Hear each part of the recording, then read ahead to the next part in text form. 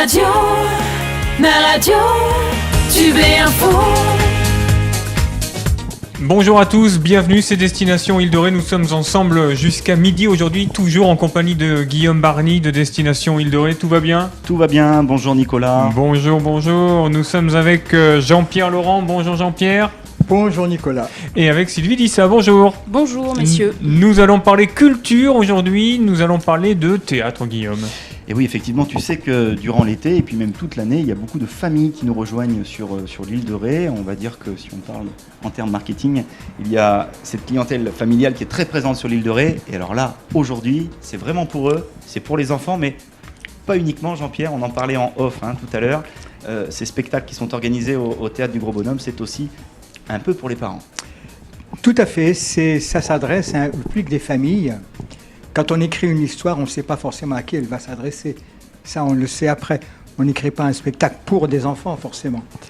Et les choses s'affinent progressivement, mais le public qu'on recherche, c'est aussi bien les parents que les enfants. Il y a toujours plusieurs niveaux de lecture dans nos histoires. Et donc, tout le monde y trouve de ce qu'il cherche. Vous aimez raconter des histoires ? Oui, totalement. On est autant conteur que comédien, que marionnettiste. On n'est pas marionnettiste uniquement, on est aussi bien metteur en scène que comédien. Oui. Alors, si vous le c'est voulez, l'histoire qui est première. Chez nous, c'est l'histoire qui est première. Si vous le voulez bien, on va vous inviter à parler de vous, à faire une sorte de portrait. On ne saurait trop vous recommander que de nous suivre, bien évidemment, en vidéo, naradio.fr ou tout simplement îledere.com. Et si vous ne pouvez pas être avec nous entre 11 et 12, sachez qu'il y aura le replay et tous les podcasts Zidouane. Donc Jean-Pierre, Sylvie, qui veut commencer à parler ? Vas-y. Sylvie, allez, honneur aux dames. Okay. Parlez-nous de vous, vous êtes traiteuse ? Pas du tout. C'est fâcheux, au revoir. Non. Fin d'émission, nouvelle invitée. Moi, je suis en quelque sorte une invitée au Jardin Théâtre. Donc j'y travaille tout l'été. C'est moi, par exemple, si jamais des gens viennent voir les spectacles, c'est moi qui vais les accueillir. Voilà, tout l'été. Et j'y joue également, parce que j'ai une longue histoire avec le Jardin Théâtre et le Théâtre du Gros Bonhomme. Ce sont tout simplement les premières personnes qui m'ont mis des marionnettes entre les mains. Voilà. Donc j'ai commencé ces métiers avec eux. Et 10 ans après, en fait, je suis venue les rejoindre dans cette aventure incroyable sur l'île de Ré. Non, mais vous faites quoi concrètement ? J'accueille le public tous les jours, donc les tickets d'entrée, expliquer globalement à tous les spectateurs qui viennent comment ça se passe ici, sachant que c'est le matin et le soir aussi en semaine. Et voilà. Et un petit peu d'intendance aussi, parce que quand on est dans un lieu artistique comme ça, pendant 2 mois, il y a beaucoup de choses à faire. Les repas, plein de choses. Ça a toujours été votre métier, votre envie de travailler dans ce secteur d'activité-là ? Complètement. Et je dirais qu'en plus, c'est un métier qui en cache plein d'autres. C'est-à-dire là, vous voyez, finalement, au Jardin Théâtre, je suis presque une sorte de technicienne. Je suis un peu dans l'ombre. Mais voilà, je suis par ailleurs marionnettiste, musicienne, plasticienne. Du coup, quand on ouvre cette porte, moi, c'était autour de 20 ans. En fait, j'ai fait 12 métiers, je crois, depuis que j'ai commencé à travailler il y a 10 ans, et j'adore. J'espère que j'en découvrirai d'autres, d'ailleurs. Il y en a beaucoup des métiers dans ce secteur d'activité-là ? Il y en a beaucoup, et ce qui est génial, c'est qu'on en invente aussi. Quand on dit qu'on est marionnettiste, il y a 100 manières, peut-être même encore plus, de l'être. Donc, en tout cas, c'est toujours créatif. Ça, c'est bien. Jean-Pierre, vous, qui êtes-vous ? Moi, je suis metteur en scène d'une compagnie que j'ai créée il y a longtemps, c'était en 1980, qui s'appelle le Théâtre du Gros Bonhomme. Donc je me suis lancé là-dedans à la fin des années 70, où il y a eu des tas de projets possibles, accessibles, tout le monde voulait faire plein de choses, une certaine facilité pour le faire. Et donc je me suis lancé là-dedans à cette période. En 76, il y a un choix qui a été fait là. Et puis vraiment, c'est en 80 que la compagnie professionnelle, sous le nom Théâtre du Gros Bonhomme, est apparue. Il y a eu des expériences avant. Et donc, moi, c'est une passion qui remonte à cette période-là, avec une première expérience avant, dans le cadre de la formation à l'IUT Carrière Sociale à Poitiers, de théâtre. Et donc, le théâtre me tenait vraiment beaucoup. Et puis, le théâtre de marionnettes s'est un peu imposé sans que j'ai vraiment une formation là-dedans. Mais comme je suis bricoleur, ça s'est fait tout seul. Et puis après, sous forme de stage, en allant chercher des compétences auprès des gens compétents. Mais voilà, c'est vraiment la démarche, c'est le spectacle, c'est le théâtre. Et l'idée de mise en scène, qui est quelque chose qui me tient beaucoup, quoi. Pourquoi le théâtre du gros bonhomme? Parce que un des fantasmes, une des idées de l'époque, c'était de construire un Castelet, c'est-à-dire le Castelet étant le théâtre de marionnettes, mais qui soit un gros bonhomme. Un gros bonhomme dont le ventre s'ouvre comme une grande armoire. Et à l'intérieur de ce personnage, il y a son enfance, il y a lui quand il était enfant, et une histoire qui a été la première histoire sous le nom Gros Bonhomme, qui est l'histoire de la pendule. Et qu'on a souhaité, il y a 4 ans, le reprendre. Et donc, avec Marie-Marthe Bouger, qui est mon épouse, qui vit avec moi, on a repris le thème de la pendule qui datait de 83. Oui, ça fait un certain temps. On a réécrit entièrement l'histoire, on a reconstruit un nouveau bonhomme et on a fait une scénographie totalement adaptée à l'époque actuelle, différente de ce qu'elle était avant. Et donc, le gros bonhomme, c'est simplement le géant qui raconte l'histoire des marionnettes et son histoire à lui, qui est une histoire qui se passe dans sa tête et sur la notion de temps, la durée, le soleil, la lune, l'alternance des deux. Complètement cosmique, quoi. Guillaume? Jean-Pierre, pour créer un théâtre sur l'île de Ré, il faut oser, non? Est-ce qu'il faut être fou? Mais pas plus qu'au départ, c'est la même chose. C'est-à-dire que quand on décide de se lancer dans une compagnie de marionnettes, alors qu'on n'en a jamais fait ou pas beaucoup, oui, je crois qu'il faut être fou, ou du moins il faut avoir envie de bouger, Et c'est en arrivant là, après toute une carrière, qu'on s'est dit, devant le terrain incroyable qu'on a, le jardin qui fait presque 8000 m², boisé, etc., c'est un cadre. Et le cadre lui-même... C'est une scène naturelle. Voilà, une scène naturelle qu'on a envie d'animer. Et donc on a regardé un peu autour de nous, pas très longtemps. On a très vite trouvé les collaborateurs et ça y est, c'est parti, quoi. C'est parti. Depuis 3 ans, c'est vrai que Destination Île de Ré nous a bien aidés parce que ça a ramené du monde l'an dernier. J'espère. Ding, une nouvelle pièce. La cagnotte. Merci Jean-Pierre. En tout cas, on prend beaucoup de plaisir à promouvoir ce site qui est tout à fait original. Tu peux peut-être nous parler de la culture, des arts et des spectacles sur ce territoire de l'île de Ré. C'est quelque chose d'important. On parle beaucoup de musique, mais finalement assez peu de théâtre, j'ai l'impression. Ouais, là, on a un site pour les Rétais, je dirais, pour les touristes, et globalement, il n'y a pas à s'intéresser qui est le public, quoi. Il faut simplement être passionné et puis venir un petit peu s'amuser et qu'importe quelque part qui on est. Alors sur l'île de Ré, pour reprendre un petit peu l'historique, on a quand même une salle qui s'appelle La Maline, qui est une salle importante, qui est aujourd'hui en restructuration complète, qui est aussi à la Couarde. C'était intéressant, c'est comme si, je dirais, tout cet espace culturel venait un peu du même lieu, pour le coup, et qui nous offrira dans quelques mois une salle de spectacle où plusieurs arts vont pouvoir un peu cohabiter. Et je dirais que ça va prendre l'ampleur d'un site à l'échelle de 18 000 habitants l'hiver, parce que je le rappelle, l'île de Ré, c'est 18 000 habitants l'hiver. Alors, certes, beaucoup plus l'été, mais on est cette population où on a envie, pour nos enfants aussi, et je le dis en tant que Rété et père de famille, avoir une île de Ré qui est animée toute l'année. Voilà. Et vous y contribuez? Vous essayez de... Oui et non. Nous, c'est vrai que le jardin, il fait beau en été. Surtout cette année, il a beaucoup plu. Et notre fragilité, c'est qu'on fait beaucoup de spectacles en plein air, à l'extérieur. Donc on a bien sûr un chapiteau qui a été monté donc, sur le jardin. Mais bon, en hiver ou au printemps, donc on est effectivement mieux adapté à la saison d'été. Néanmoins, le projet inclut évidemment un travail sur la durée toute l'année, qui n'est pas forcément sur le lieu lui-même, mais la compagnie professionnelle continue à faire son travail itinérant comme elle a toujours fait. Donc il y a le lieu, mais il y a la compagnie aussi. Et donc ceci fait qu'on peut intervenir tout le temps. Nous allons marquer une première courte pause. Nous allons revenir dans un instant. N'oubliez pas, on peut gagner des places pour votre spectacle, enfin pour le jardin théâtre, c'est ça? Oui, alors il y a 2 cadeaux. Un cadeau offert par le Théâtre du Gros Bonhomme et un cadeau offert par Sylvie Dissa, donc qui sont, dans les 2 cas, un billet au spectacle de son choix pour une famille. Et bien voilà. Super. Donc il y a 2 billets. Une famille, mais alors vous vous rendez compte, si une famille de 10 personnes arrive? Eh bien, Parce On que, joue le jeu. par exemple, notre réalisateur, il a fait des enfants un petit peu partout. S'il vient à 10, on fait comment? Eh bien, on assume et ils auront même le coup à boire à l'œil après le spectacle. Oui, alors faites gaffe, parce Alors que oui, vu c'est- son c'est ventre... pas forcément une bonne idée. Ouais, ça. vu son ventre, Ouais. c'est un cubique. Il faut m'enfoncer le barre. Allez, on marque une courte pause. On vous rappelle juste 72 800 Naradio. Puis on se retrouve dans quelques instants. Île-de-Ré.com, naradio.fr. À tout de suite. Naradio, Naradio, Tube et Info. Nous sommes de retour, c'est Destination Île-de-Ré, nous sommes ensemble jusqu'à midi. Aujourd'hui, nous parlons art, culture, spectacle. Nous parlons toujours de l'Île-de-Ré avec tous ces événements que nous sommes à même de vous proposer. Je vous rappelle que si vous vous ennuyez, si d'abord vous n'avez aucun prétexte, enfin, on a plein d'idées pour vous, je pense.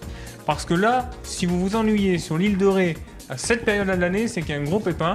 île-de-ré.com.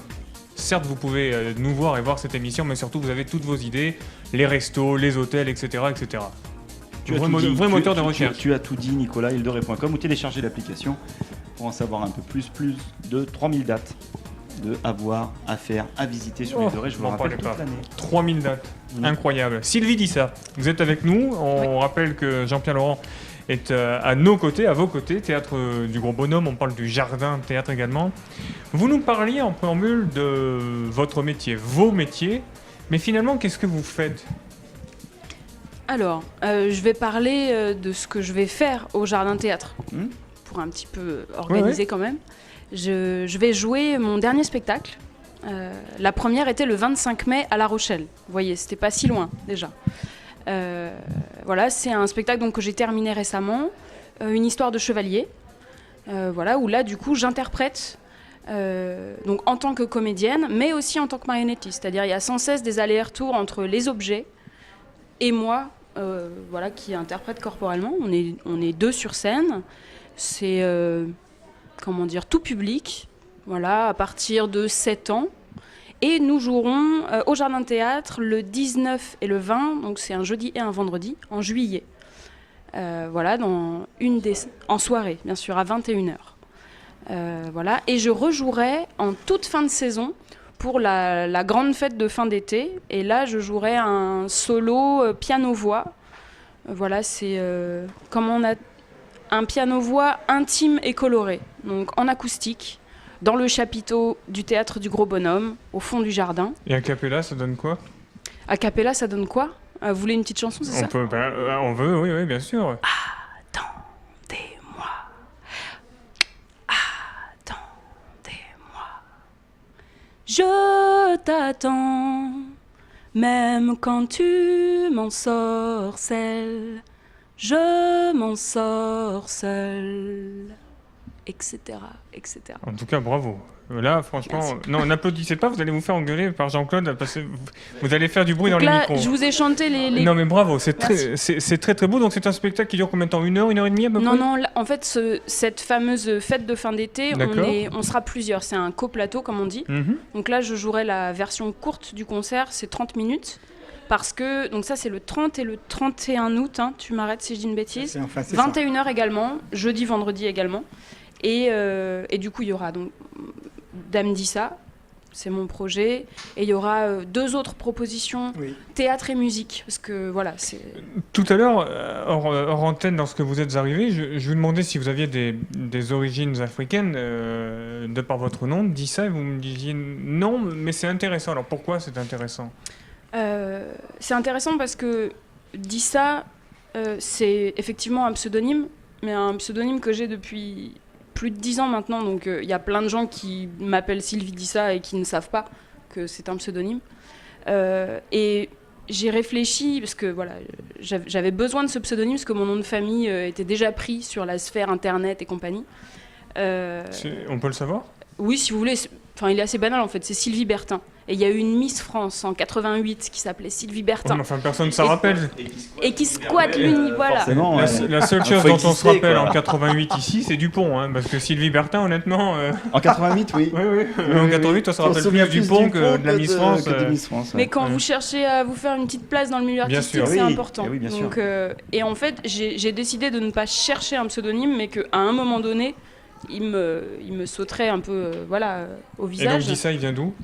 Et donc, dit ça vient de... J'avais un groupe de musique à l'époque, qui s'appelait Qui a dit ça, qui s'est arrêté quelques temps après d'ailleurs. Et en fait, c'est venu tout de suite Sylvie dit ça. Je me dis, mais bien sûr. Et donc la filiation, on pourrait penser que c'est Sylvie dit ça qui a monté un groupe qui a dit ça. En fait, c'est en sens inverse. Mais il se trouve que j'ai quand même cherché un peu ce que ça voulait dire, dit ça, est-ce que ça existait, pour pas faire de bêtises. Et effectivement, c'est un nom de famille africain, un nom de famille cambodgien aussi, un peu. Mais j'ai vécu en Afrique une bonne partie de mon adolescence, donc c'est vrai que ça a rajouté au fait que c'était ça. Voilà. Vous étiez en Afrique francophone ? Ouais. Où justement, les arts de la rue, très souvent, depuis une quinzaine d'années maintenant, on a tendance à monter de plus en plus de spectacles. Vous avez participé à ce développement-là ? Non, parce que c'était avant encore. Enfin, moi, j'y étais, je vous dis, pré-ado. Donc moi, j'y étais de 95 à 2000. Et dans quel pays ?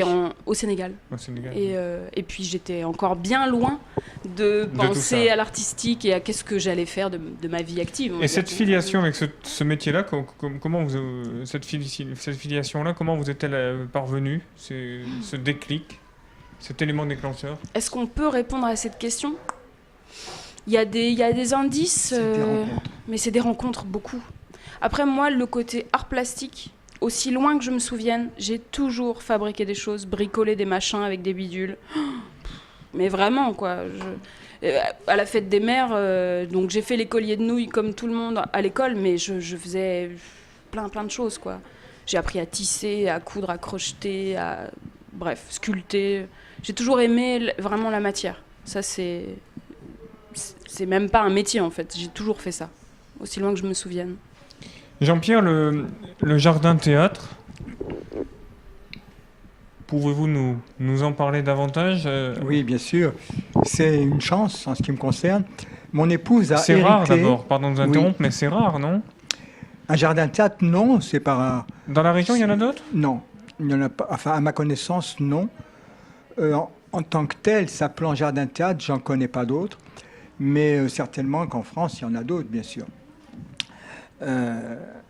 C'est un peu un coup de peau. On a hérité d'une maison qui est la maison de mes beaux-parents qui sont décédés, et mon beau-père a changé de métier dans les années 70. Il était agriculteur au départ, et donc il y avait derrière la maison une vigne, comme il y a plein partout dans l'île de Ré. Et le jour où il a décidé de changer de métier pour devenir ostréiculteur, il a arraché la vigne, et dans les années 60, à partir de 75 je crois, il a planté le jardin. Il a mis tellement d'énergie à planter ce jardin qu'il y a actuellement 700 arbres, à peu près. Ah oui. Ah, mais c'est incroyable. Vous n'achetez jamais de fruits, alors ?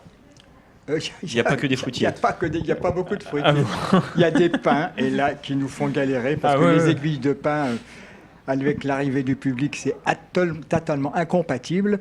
Donc, actuellement, on aménage. Mais dans ce jardin, donc, on a installé notre chapiteau, qui est le chapiteau de la compagnie depuis longtemps. Et on a créé 2 espaces avec des scènes de plein air et des petits gradinages en face. Donc tout ça sous les arbres, absolument charmant. Et c'est une chance. Mais c'est vrai que moi, je suis très attaché à des lieux. Avant, on avait une maison dans les Deux-Sèvres que notre 3e garçon a actuellement, où il habite actuellement. Et dans cette maison, on a fait un festival qui s'appelait Marionnettes en campagne en 1995 jusqu'en 2009, pendant 15 ans. Et donc, très vite, c'est devenu un festival international avec des compagnies de marionnettistes du Togo qui sont venues. Tous les ans, il y avait une compagnie étrangère qui venait et une dizaine de compagnies de France également. Et c'est sûr que ce n'était pas forcément des marionnettes, hein. Toujours l'articulation théâtre et marionnette. Mais par rapport à l'Afrique, oui, c'était vraiment le marionnettiste le plus connu à l'époque d'Afrique. Et donc, c'est le lieu. Le lieu lui-même est fait de telle sorte qu'il amène des envies de faire des choses. On a toujours des grands espaces, des grandes maisons qu'on a envie d'habiter. Et d'habiter comment ? Mais d'habiter d'une façon artistique. Et le public, même qui ne connaît pas tout ça, qui vient, découvre un lieu, n'en revient pas. Et c'est ce qui se passe actuellement dans l'île de Ré. Dans l'île de Ré, les gens viennent, et quand on longe la route d'Ars, on n'imagine pas le grand jardin qui est derrière. Et les gens disent souvent, c'est un jardin caché. Et c'est vrai qu'ils rentrent là, c'est complètement magique. Mais c'est labyrinthique ? Non, pas vraiment, non. On ne peut pas dire que ce soit vraiment labyrinthique, il y a beaucoup d'arbres. Si, il y a des chemins à gauche, à droite, il y a des espaces différents. Et puis le chapiteau qui est caché derrière. Il y a même une partie du jardin où les gens ne vont pas, parce que c'est beaucoup trop grand, et puis on n'a pas envie de contrôler. Vous pourriez tout ça, les faire tondre, par exemple. On pourrait leur donner une tondeuse quand ils arrivent, aller au boulot. On évite. Jusque-là, On est toujours en plein projet participatif, collaboratif. Oui, ça peut faire partie du spectacle. Pour le jardin théâtre, vous pourriez les faire tondre ou leur faire ramasser écoutez, les aiguilles de on pain. va y réfléchir pour l'année prochaine. Actuellement, c'est nous qui le faisons. Les aiguilles de pain. Plutôt. Ouais. Ça pourrait être chouette. Le problème, c'est que Sylvie en a ras-le-bol des aiguilles de pain. Visiblement, elle n'en peut plus. Elle ras la casquette, les aiguilles de pain. Vous restez avec nous, hein. Encore quelques minutes pour la dernière partie. Vous allez nous présenter vos objets. Merci de votre fidélité. On se retrouve dans quelques minutes. Je vous rappelle que vous pouvez gagner 2 fois une place pour le nombre de personnes qui viennent dans votre famille. 72 800. Na Radio, c'est le mot de passe. À tout de suite. Na radio, Tube et Info. Destination Île de Ré, île-de-ré.com pour nous suivre en vidéo. Merci de votre fidélité. C'est vrai qu'on se régale tous les jours du lundi au vendredi tout au long de l'été et puis en replay si vous n'avez pas l'occasion ou la chance de pouvoir suivre cette émission tous les jours de 11h à midi. Sylvie Dissa, comédienne. Jean-Pierre Laurent, vous n'êtes pas comédien ? Disons marionnettiste, et ça ira très bien. Marionnettiste, ça ira donc très bien. Nous avons 2 pantins derrière la console là-bas. On pourrait en faire quelque chose de ces 2 marionnettes-là, Jean-Claude et Dominique. Vous ne faites pas ça sur des vraies personnes, ce serait drôle de voir ça dans le cadre d'un projet. Non. Ça serait compliqué. Oui, ça devient autre chose là. Alors, vos spectacles, votre, entre guillemets, grille des programmes, comment ça se passe, Jean-Pierre, chez vous ? On vient tous les jours ? Tous les jours, sauf le samedi. Le samedi, quand même, une fois par semaine. Jour d'arrivée et jour de départ l'été. Voilà, donc c'est articulé pour ça. Autrement, tous les jours à 11h du matin, il y a un spectacle, et c'est pas toujours le même, loin de là. Le dimanche et le lundi, la semaine commence le dimanche. Le dimanche et le lundi sont joués le spectacle Le secret de la pendule, qui est donc la reprise du nom du théâtre du Gros Bonhomme, depuis le départ, Voyage dans la mémoire du géant. Le mardi matin, exceptionnellement, la dernière création 2018, qui s'appelle Graines d'oiseau. Je le connais par cœur, mais je me gourde dans les jours. Graines d'oiseau, qui est jouée par Marie-Marthe Bourget, donc co-directrice avec moi de tout ça. Et donc c'est une création qu'elle a écrite cette année, ça fait un peu plus d'1 an qu'elle y pense, et qui est sortie récemment à la bibliothèque au mois de mai, à la bibliothèque de l'Aquarde. Graines d'oiseau, qui peut descendre en âge, qui dure 45 minutes, qui peut descendre en âge jusqu'à 3-4 ans. Le mercredi, à 11h, La Jupe Verte, le plus court, spectacle qui dure une demi-heure, et pour des enfants à partir de 2 ans, et pour les parents ébahis. Parce que alors, c'est drôle ce que vous dites, on y reviendra, mais une demi-heure, c'est la durée maximale d'attention des enfants ? Disons que ça dépend pour de les l'âge. petits, si on veut intéresser des enfants de 2 ans, 2 ans et demi, 3 ans, passer la demi-heure, c'est compliqué. Alors, qu'est-ce qui fait que votre spectacle est très suivi par les jeunes ou par les moins jeunes, du coup ? L'intérêt de l'histoire, le contenu, le non-dit. Par exemple, La Jupe Verte, c'est l'histoire d'une petite fille qui refuse son cadeau d'anniversaire. Elle vient d'avoir 4 ans, elle a un frère jumeau. Son frère jumeau a des baskets rouges, vous vous rendez compte, et elle a une jupe verte. Elle n'en veut pas de ça, elle veut des baskets rouges elle aussi. Et donc derrière ce choix, ce refus de la petite fille, qui est l'histoire qui s'adresse directement aux enfants, il y a aussi le problème de la parentalité, le problème des options, des choix par rapport à une petite fille, par rapport à un petit garçon. La grand-mère s'est plantée en offrant une jupe verte, elle va le comprendre, mais il faudra le temps pour qu'elle le comprenne. Et à la fin, quand la maman a un autre enfant, une autre petite fille, ou un petit garçon, je ne sais plus, une Je sais petite plus sœur, je non crois. plus. Il faut venir au spectacle pour s'en souvenir, je crois. Elle va faire un cadeau pour la grande sœur, et c'est des baskets rouges. Donc elle a compris son erreur. Mais tout ça, donc, il y a plein de niveaux de lecture différents. Il y a l'histoire qui s'adresse aux enfants, qui d'emblée rentre dans leurs propositions qu'on fait, parce qu'au niveau scénographie, au niveau intérêt de l'histoire, c'est tout à fait soutenu. Et il y a aussi une réflexion derrière qui s'adresse aux enfants, aux parents. C'est un peu un principe qu'on a. Le secret de la pendule s'adresse vraiment à tout le monde à partir de 5 ans.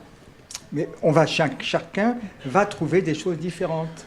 Est-ce que aujourd'hui, Sylvie, peut-être on va s'adresser à vous, est-ce que la marionnette Guignol, comme on a pu la connaître, c'est terminé tout ça? Bon, vous lancez un sujet, on pourrait en parler très longtemps. Guignol, non, c'est pas terminé, ça c'est sûr. Et puis là, vous dites Guignol, mais en fait derrière, il y a surtout une technique de marionnette, qui est la marionnette à gaine, qui est une marionnette avec l'index dans la tête et puis la pince comme ça pour faire les bras. Et c'est effectivement une technique de marionnette où on a les bras en l'air. Parce que vous, vos marionnettes, elles sont pas comme ça avec la pince? Elles sont avec des fils? Je vous dis, on pourrait en parler des heures. Il y a plein de techniques de marionnettes. Et le Théâtre du Gros Bonhomme avait un spectacle de gaine, a encore, mais qui ne joue pas cet été, qui s'appelle Tant qu'il y aura des étoiles. C'est pas Guignol, enfin si, c'est un Guignol d'ailleurs, Tant qu'il y aura des étoiles, mais c'est un Guignol créé, c'est-à-dire c'est une écriture du Théâtre du Gros Bonhomme qui reprend ce personnage. Mais alors il existe les ficelles, il existe la pince, il existe quoi d'autre? Il existe la tringle, il existe la marotte, il existe l'objet. Moi, mon spectacle, Cornette, c'est du théâtre d'objets. Il y a du théâtre... L'image aussi. Vous allez voir le cadeau la surprise de Jean-Pierre. Et en plus, ce qui est génial avec la marionnette, c'est qu'on peut continuer à inventer. C'est l'objet, c'est l'inerte. Comment faire vivre la matière. C'est ça la marionnette. Et la marionnette, ça ne se perd pas au fil des années? Faut croire que non. Là, Non, on voit bien, nous, ici, au jardin, on voit bien l'intérêt du public. C'est vrai que c'est un public assez choisi, le public de l'île de Ré, si vous voulez. Mais un intérêt soutenu aussi bien par les enfants que par les parents. Guillaume. Vraiment, et des grands-parents. C'est vrai que ta question, Nicolas, est intéressante tout à l'heure, parce que sur la côte atlantique, et quand il y a les touristes qui nous rejoignent comme ça, on a beaucoup de spectacles de marionnettes, alors plus ou moins de bonne qualité, ça je laisse aux connaisseurs en parler, mais vous y apportez sûrement un plus, là, dans ce que vous dites là, on va beaucoup plus loin, quoi. On sent que vous rassemblez plusieurs arts, hein. Quand on prend un peu toutes les facettes de votre travail, c'est assez impressionnant, hein. C'est à passer du chant à la musique, aux objets, etc. Voilà, on a hâte de découvrir. Alors vous nous avez amené un objet, on va commencer par vous, Sylvie. Alors, j'ai ramené un petit cadre... Alors devant cette caméra là-bas, voilà, parfait, merci beaucoup. Alors il faut que j'en parle, c'est ça que Eh bien oui. Je décris, Ok. Donc c'est un petit cadre doré en plastique, je dirais même en plastoc. Hein, c'est du toc absolu. Et pourquoi j'ai ramené ça? C'est parce que bientôt, je pense que je vais y mettre un visage. J'ai une exposition d'art plastique qui s'appelle Monstres redoutables. Et donc voilà, je collectionne, je chine tous ces cadres baroques. En plastique toujours? Alors, peu importe la matière, mais ce qui m'intéresse, c'est le côté baroque, doré, un peu abîmé. Et j'y mets des visages en récup. Alors, également. Mais des visages des gens que vous aimez ou des gens que vous aimez pas? Non, des sculptures en volume avec... parce que sinon on avait des idées pour vous, pour mettre quelqu'un dedans, mais c'est pas grave. Et du coup, j'en profite. J'ai décidé d'amener cet objet-là et de vous parler des monstres parce que actuellement, mon exposition est à Saint-Sambre, à un autre festival, Sur le continent. Sur le continent, loin. Là-bas. Mais je vais venir avec cette expo à la Couarde-sur-Mer en décembre prochain, la dernière semaine avant les vacances de Noël. Voilà. Donc, et on trouvera cet événement sur île-de-ré.com, bien sûr. J'espère. D'accord. Vous allez exposer dans quel lieu? Vous savez, c'est la petite salle attenante à l'office de tourisme. Eh ben, c'est à l'office de tourisme, on va dire. Voilà. C'est à l'office de tourisme de la Couarde-sur-Mer. Voilà. J'y venais, c'était un petit lancement pour qu'à ce moment-là, j'entende office de tourisme, vous l'avez compris. Voilà, vous avez vu, aussitôt, vous lui remettez des petites étincelles dans les yeux. C'est un très beau lieu d'exposition, en tout cas. Alors, Jean-Pierre, vous nous avez amené quelque chose? Oui. Alors, oui. Excusez-moi, je me déplace, messieurs. Oui, vous avez vu, tout le monde est persécuté par le réalisateur. Oui, du coup, on a peur de se déplacer. Tout le monde demande. Alors, on va le mettre là. Alors, qu'est-ce que vous nous avez amené? Un beau... Oui, Qu'est-ce que c'est pour vous, ça? On va le mettre là, voilà. Parfait. Vous voulez que je le rapproche, Jean-Pierre? Oui, parce que je vais avoir besoin de le faire bouger. Ah, il va bouger? Alors ça, si je pose la question, c'est quoi? On dit c'est un bonhomme. Pour nous, c'est une marionnette, au même titre que toutes les marionnettes. Tout à l'heure, vous dites, mais il y a plein de marionnettes différentes. Oui, il y a celle qui marche en haut, guignol, il y a celle qui marche en bas. Les marionnettes à fil, les marionnettes à tringle. Et depuis pas mal de temps, mais pas depuis toujours, il y a celle qui marche sur un plan, qu'on appelle les marionnettes de table. Et ça, c'est une marionnette de table totalement schématique, dans la mesure où elle n'a aucun moyen d'articulation. Elle est raide, c'est un personnage rigide. Et donc, si je le manipule, si je le fais bouger, il va être très schématique. Et donc, le rapport que je vais créer entre moi, comédien-conteur, et la marionnette va être multiple. Soit je vais l'animer elle, et c'est elle qui va le parler. Le mouvement sera schématique, mais la parole sera comme je veux qu'elle soit. Elle va pouvoir chanter. La la la, la la la la la la la la. Parce que ça, ce personnage-là sort des fables de La Fontaine, et c'est le savetier et le financier. Un savetier chantait du matin jusqu'au soir. C'était merveille de le voir, merveille de l'entendre, etc. Et donc, le fait qu'elle tienne debout toute seule me donne une grande liberté. Je peux la laisser, je peux l'ignorer, je peux regarder ailleurs. Je ne suis pas coincé avec elle, obligé de la tenir tout le temps. Si vous lâchez votre marionnette à fil, elle se casse la figure. Si vous lâchez votre marionnette de table comme celle-ci, elle tient debout, elle reste présente. Et donc je peux même parler de sa pensée en me détachant d'elle, à quoi elle pense, qu'est-ce qui se passe dans sa tête, etc. J'ai une grande liberté, et donc le rapport qui se fait entre le personnage et le conteur donne plein de possibilités. C'est pour ça qu'on a développé ce type de personnage schématique, alors qu'on n'a pas que ça. Dans nos spectacles, on a des tas de marionnettes différentes, à tringle, à fil, de table, etc. Mais dans La Jupe Verte, c'est le même genre de personnage, et également dans la nouvelle création qui s'appelle Graines d'oiseau.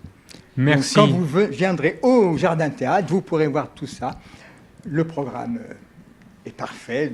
Alors bien évidemment, on invitera, on va dire ça à Dominique, on le mettra sur le site naradio.fr et surtout sur île-de-ré.com. Merci voilà. Jean-Pierre Laurent, merci Jean-Pierre. Merci d'être venu, merci Sylvie Dissa. Merci. Que de beaux événements culturels à venir sur notre territoire. À bientôt Guillaume. À bientôt Nicolas. On remercie toutes les équipes de Destination Île-de-Ré, emmenées par Jérôme Léchelle, notamment le responsable de cette agence ici, dont la logistique est vraiment importante et surtout incontournable. Merci de votre fidélité. À bientôt. La radio, Tube et Info.